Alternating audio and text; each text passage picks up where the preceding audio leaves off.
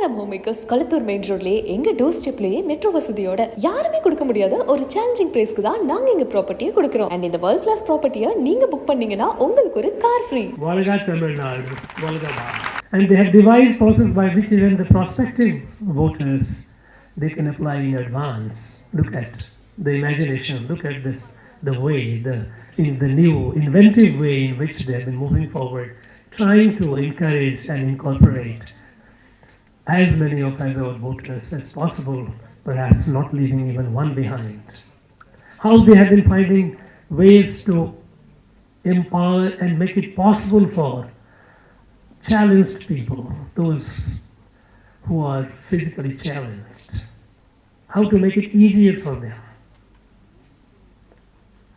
So this process of evolution is going on. But in this, our young voters, those who are becoming eligible now, they have a special responsibility. They have a special responsibility because you are at that threshold of life. You have a long way to go. The policies of the government and the government itself, that you like to be sensitive to your aspirations, to your concerns.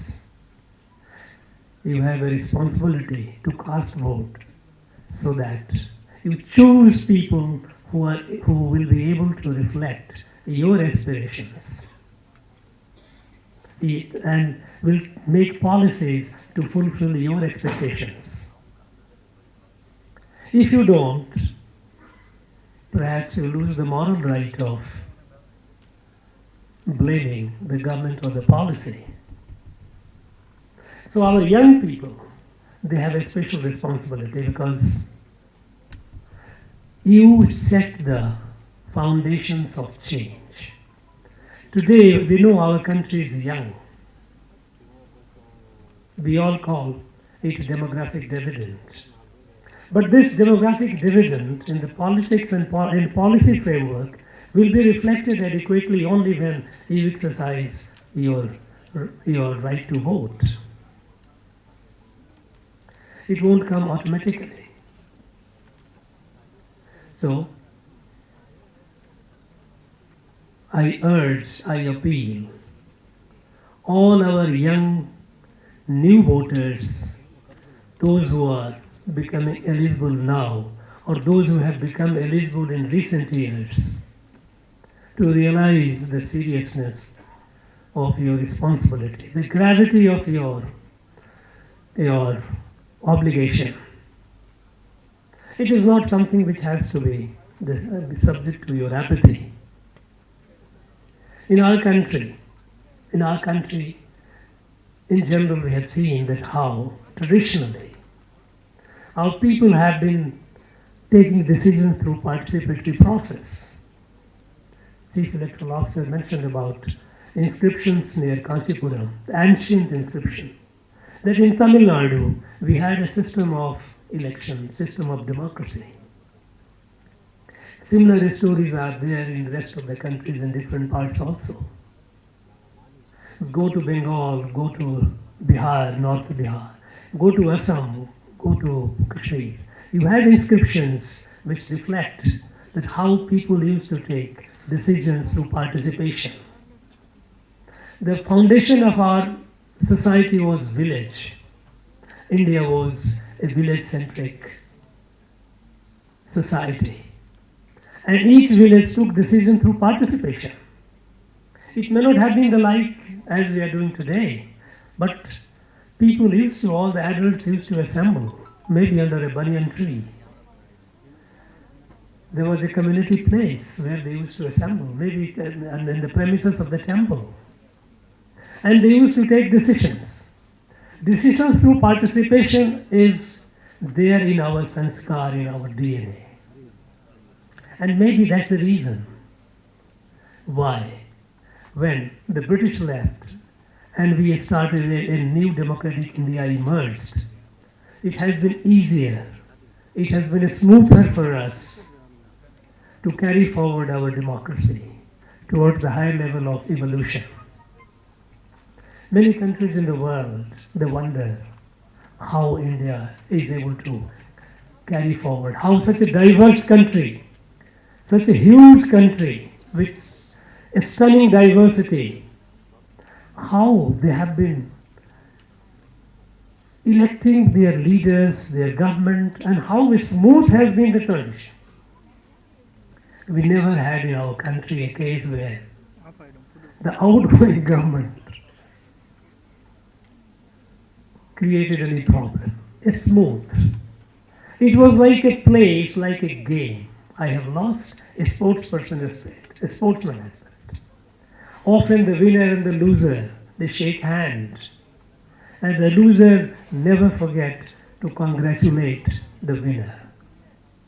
This beauty of ours is something that is a lesson for the world.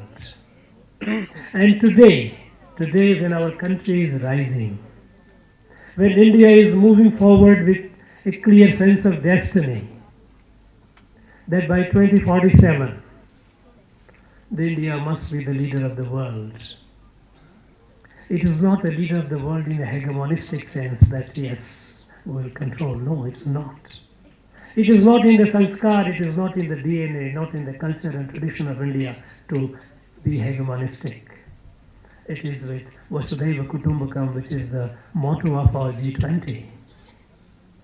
When the India is moving towards its destiny, and the world is looking towards India with expectations to find the problems, to find the solutions to the global problems, be it the climate crisis, be it proliferation of weapons of mass destructions, be it devastating wars, be it global pandemic.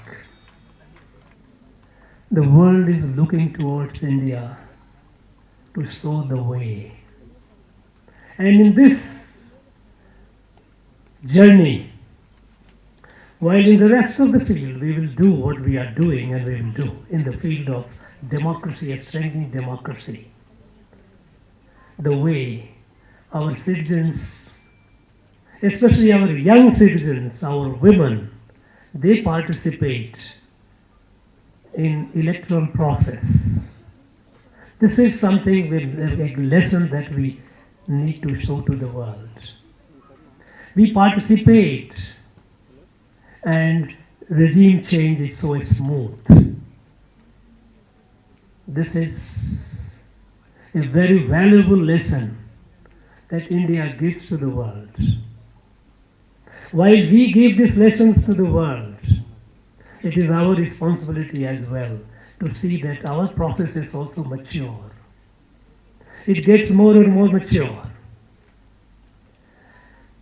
And we aspire towards 100% voting. In this journey forward, our state Tamil Nadu has a big responsibility. Our state, we all know that in all fields we are among the front runners in our country. Our state is among the most advanced states, the few states, most advanced states in the country. We are the leader and we have a potential to lead it further. And so, in this field, in the field of election, also, I would urge upon our young people, our young voters, men and women, to realize this, to make our state all the more proud. Let us achieve. I am told that our voting ratio is about nearing 70%. Why not we make it 80, 85, 90%? Try it. Let us all together. Let us all together not only make our democracy robust, let us not only make our leaders more accountable and more understanding and sensitive to the aspirations of our young people, but also demonstrate to the rest of the country that we can continue to lead the rest of the country and we are proud of it. Let's do it. And on this day, we have taken a pledge. This is not a ritualistic exercise. This is something we all need to understand and appreciate. that Voters' Day is not a function limited to the Election Commission of India or to the machinery to the electoral machinery. It is our national festival because nothing could be more important than this. And I would feel personally that it should be celebrated at par with our Republic Day, our Independence Day. Because what is more important than the voters, than the citizens of India, those who decide the present and the future of this country? So let us take this pledge seriously and make our state the ideal state in terms of voter turnout, responsible voting. With this, I once again wish all of you, every voter, all the very best. I wish you a great new year. And I wish you all, especially the young voters, a great future ahead in your life and career. Nandri, Valga Tamil Nadu, Valga Bharat.